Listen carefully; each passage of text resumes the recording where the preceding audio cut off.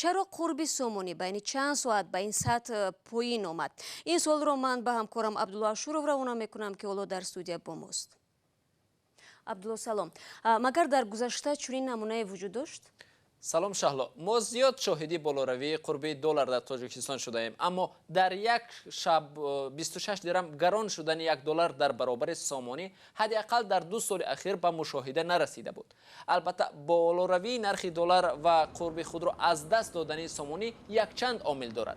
نخستین عاملی که این بار باعث جهش یکباره دلار شد، به گفته مسئولان بانک ملی با پایین آمدن قرب روبل روسی نسبت به دلار بستگی دارد. طی ماه گذشته قرب روبل روسی 11% در نسبت دلار پایین آمد و این عامل به قول مسئولان بانک ملی به بلندشوی قرب دلار در تاجیکستان نیز باعث شده بود.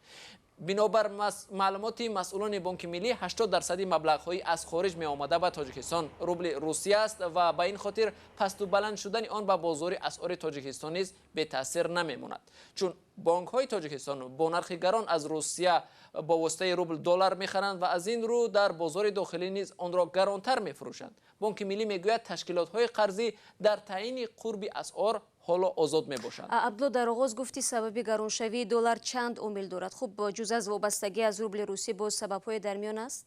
البته سبب دیگر کمچینی دلار و عموما اسعار خارجی در تاجیکستان است. بانک ملی در شرحی که امروز منتشر کرد میگوید فرقیت بین صادرات و واردات در 5 ماه سال روان به 825 میلیون دلار برابر شده است. این طبیعی است وقتی که کشور بیش از صادراتش از بیرون با اسعار خارجی مال و محصولات وارد میکند، در بازار داخلی البته اسعار خارجی از جمله دلار کمچین می شود، چون همه مال و محصولات از خارج توسط دلار وارد کرده می شود. تشکر عبدالله که مسئله رو برای ما روشن کردی.